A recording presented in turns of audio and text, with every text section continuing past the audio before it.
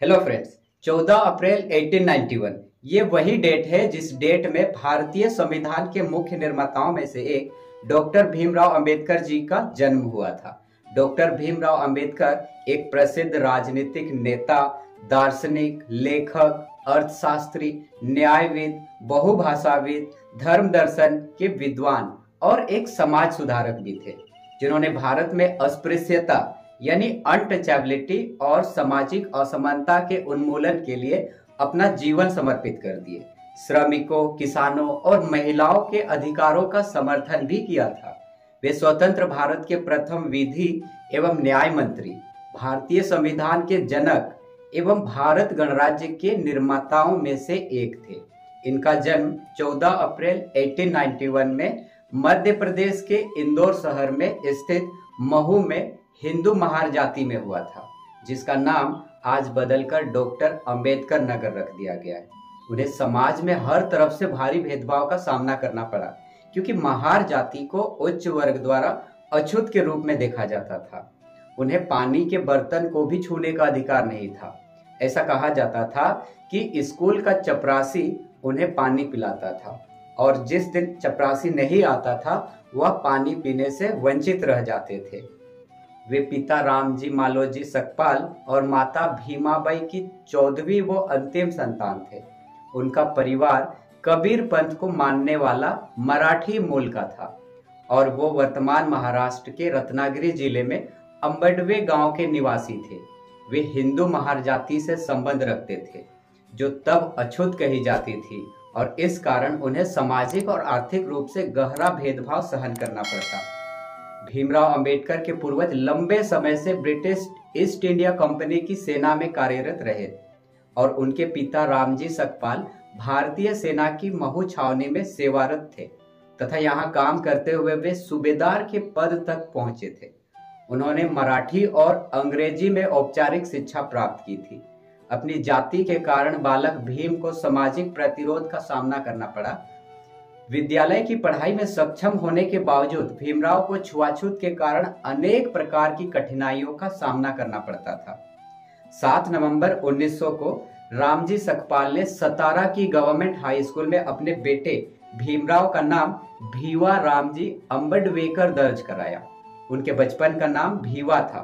अंबेडकर का मूल उपनाम सकपाल की बजाय अंबडवेकर लिखवाया था, जो कि उनके अंबडवे गांव से संबंधित था, क्योंकि कोंकण प्रांत के लोग अपना उपनाम गांव के नाम से रखते थे। अतः अंबेडकर के अंबडवे गांव से अंबडवेकर उपनाम स्कूल में दर्ज करवाया गया। बाद में एक ब्राह्मण शिक्षक, जिनका नाम कृष्णा केशव अंबेडकर, जो उनके विशेष स्नेह रखते थे, ने उनका नाम से अंबडवेकर हटाकर अपना सरल अंबेडकर उपनाम जोड़ दिया। तब से आज तक वे अंबेडकर नाम से जाने जाते हैं। रामजी सकपाल परिवार के साथ बाद में बंबई, जो पहले मुंबई, वहां चले आए। अप्रैल 1906 में जब भीमराव लगभग 15 वर्ष आयु के थे तो 9 साल की लड़की रमाबाई से उनकी शादी कराई गई थी। तब वे 5वीं कक्षा में पढ़ते थे। उन दिनों भारत में बाल विवाह का प्रचलन भी था। अंबेडकर ने सतारा नगर में राजवाड़ा चौक पर स्थित शासकीय हाई स्कूल, जो कि अब प्रताप सिंह हाई स्कूल के नाम से बदल दिया गया, में 7 नवंबर 1900 को अंग्रेजी की पहली कक्षा में प्रवेश लिया। इसी दिन से उनके शैक्षिक जीवन का आरंभ हुआ था। इसीलिए 7 नवंबर को महाराष्ट्र में विद्यार्थी दिवस के रूप में मनाया जाता है। उस समय उन्हें भीवा कहकर बुलाया जाता था। 1897 में अंबेडकर का परिवार मुंबई चला गया, जहां उन्होंने एल्फिंस्टन रोड पर स्थित शासकीय हाई स्कूल में आगे की शिक्षा प्राप्त की। 1907 में उन्होंने अपनी मैट्रिक परीक्षा उत्तीर्ण की और अगले वर्ष उन्होंने एल्फिंस्टन कॉलेज में प्रवेश लिया, जो कि बॉम्बे विश्वविद्यालय से संबद्ध था। इस स्तर पर शिक्षा प्राप्त करने वाले अपने समुदाय से वे पहले व्यक्ति थे। 1912 तक उन्होंने बॉम्बे विश्वविद्यालय से अर्थशास्त्र और राजनीतिक विज्ञान में कला स्नातक यानी BA कंप्लीट की और बड़ौदा राज्य सरकार के साथ काम करने लगे। उनकी पत्नी ने भी अभी अपने नए परिवार को स्थानांतरित कर दिया था और काम शुरू किया जब उन्हें अपने बीमार पिता को देखने के लिए मुंबई वापस लौटना पड़ा, जिनका 2 फरवरी 1913 को निधन हो गया। 1913 में ही अंबेडकर 22 वर्ष की आयु में संयुक्त राज्य अमेरिका चले गए, जहां उन्हें बड़ौदा के गायकवाड़ द्वारा स्थापित एक योजना के अंतर्गत न्यूयॉर्क नगर स्थित कोलंबिया विश्वविद्यालय में स्नातकोत्तर शिक्षा के अवसर प्रदान के लिए 3 वर्ष के लिए $11.50 प्रति माह बड़ौदा राज्य की स्कॉलरशिप प्रदान की गई थी। 1915 में उन्होंने अपनी एमए परीक्षा पास की, जिसमें अर्थशास्त्र प्रमुख विषय और समाजशास्त्र, इतिहास, दर्शन शास्त्र और मानव विज्ञान ये अन्य विषय थे।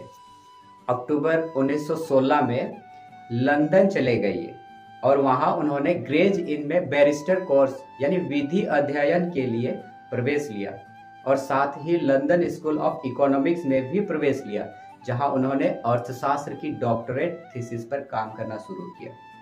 जून 1917 में विवश होकर उन्हें अपना अध्ययन अस्थायी तौर पर बीच में ही छोड़कर भारत लौट आए, क्योंकि बड़ौदा राज्य से उनकी जो स्कॉलरशिप थी वो समाप्त हो गई थी। लौटते समय उन्होंने पुस्तक संग्रह को उस जहाज से अलग जहाज पर भेजा गया था जिसे जर्मन पनडुब्बी के टारपीडो द्वारा डुबो दिया गया। ये प्रथम विश्व युद्ध का समय था। 1920 में कोल्हापुर के साहू महाराज अपने पारसी मित्र के सहयोग और कुछ निजी बचत के सहयोग से वो एक बार फिर से इंग्लैंड वापस जाने में सफल हो गए तथा 1921 में एमएससी प्राप्त की, जिसके लिए उन्होंने provincial decentralisation of imperial finance in British India यानी ब्रिटिश भारत में शाही अर्थव्यवस्था का प्रांतीय विकेंद्रीकरण खोज ग्रंथ प्रस्तुत किया था। 1922 में उन्हें ग्रेज इन ने बैरिस्टर एट लॉज डिग्री प्रदान की और उन्हें ब्रिटिश बार में बैरिस्टर के रूप में प्रवेश मिल गया। 1923 में उन्होंने अर्थशास्त्र में डॉक्टर ऑफ साइंस यानी डीएससी उपाधि प्राप्त की। उनकी thesis the problem of the rupee, its origin and it's solution, रुपए की समस्या, इसकी उत्पत्ति और इसका समाधान पर थी। लंदन का अध्ययन पूर्ण कर भारत वापस लौटते हुए भीमराव अंबेडकर 3 महीने जर्मनी में रुके, जहां उन्होंने अपना अर्थशास्त्र का अध्ययन बोन विश्वविद्यालय में जारी रखा, किंतु समय की कमी से वे विश्वविद्यालय में अधिक नहीं ठहर सके। अंबेडकर ने कहा था, छुआछूत गुलामी से भी बदतर है। अंबेडकर बड़ौदा के रियासत राज्य द्वारा शिक्षित थे, अतः उनकी सेवा करने के लिए बाध्य थे। उन्हें महाराजा गायकवाड़ का सैन्य सचिव नियुक्त किया गया, लेकिन जातिगत भेदभाव के कारण कुछ ही समय में उन्हें यह नौकरी छोड़नी पड़ी। उन्होंने इस घटना को अपनी आत्मकथा वेटिंग फॉर अ वीजा में वर्णित किया। इसके बाद उन्होंने अपने बढ़ते परिवार के लिए जीविका साधन खोजने के लिए पुनः प्रयास किए, जिसके लिए उन्होंने लेखाकार के रूप में व एक निजी शिक्षक के रूप में भी काम किया और एक निवेश परामर्श व्यवसाय की स्थापना की। किंतु ये सभी प्रयास तब विफल हो गए जब उन्हें उनके ग्राहकों ने जाना कि ये एक अछूते हैं। 1918 में मुंबई में Sydenham college of commerce and economics में राजनीतिक अर्थशास्त्र के प्रोफेसर बने। हालांकि वे छात्रों के साथ सफल रहे, फिर भी अन्य प्रोफेसरों ने उनके साथ पानी पीने के बर्तन साझा करने पर विरोध किया। अंबेडकर का राजनीतिक करियर 1926 में शुरू हुआ और 1956 तक वो राजनीतिक क्षेत्र में विभिन्न पदों पर रहे। दिसंबर 1926 में बॉम्बे के गवर्नर ने उन्हें बॉम्बे विधान परिषद के सदस्य के रूप में नामित किया। उन्होंने अपने कर्तव्यों को गंभीरता से लिया और अक्सर आर्थिक मामलों पर भाषण दिए। वे 1936 तक बॉम्बे लेजिस्लेटिव काउंसिल के सदस्य थे।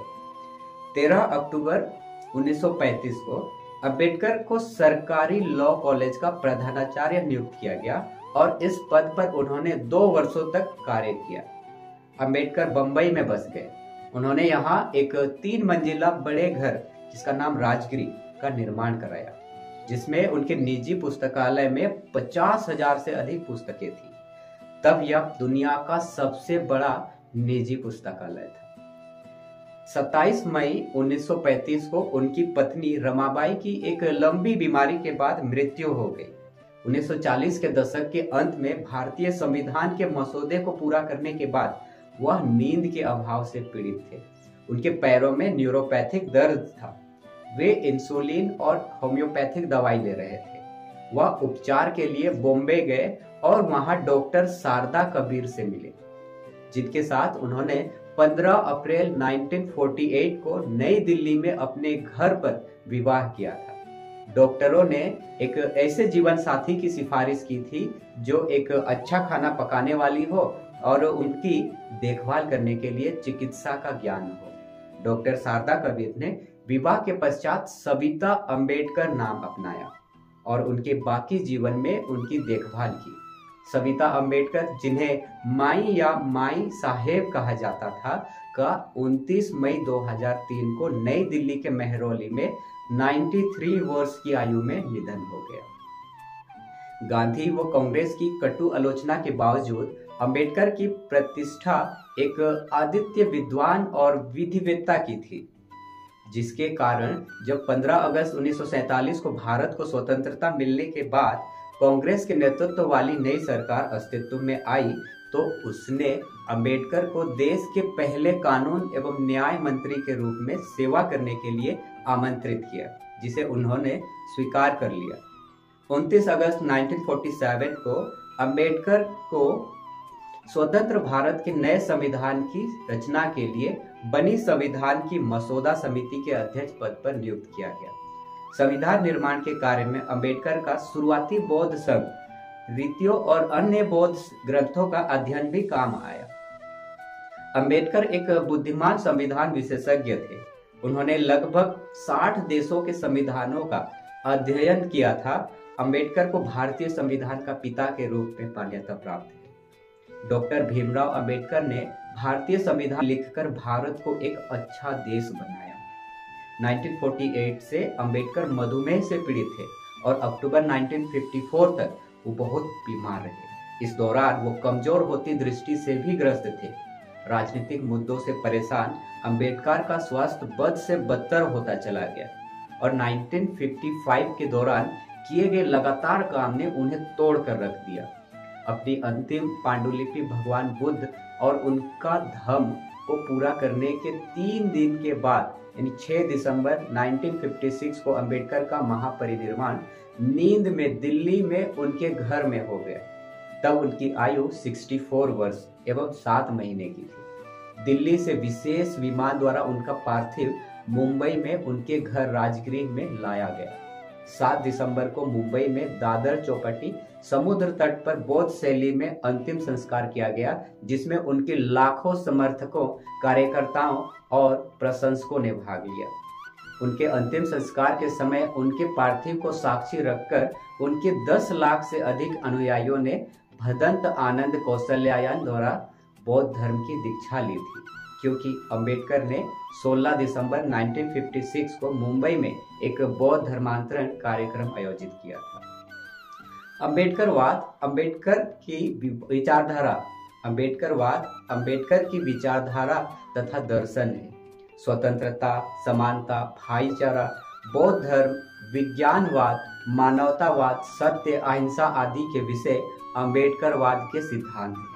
छुआछूत को नष्ट करना, दलितों में सामाजिक सुधार, भारत में बौद्ध धर्म का प्रचार एवं प्रसार, भारतीय संविधान में निहित अधिकारों तथा मौलिक हकों की रक्षा करना, एक नैतिक तथा जाति मुक्त समाज की रचना करना और भारत देश प्रगति, यह प्रमुख उद्देश्य शामिल है।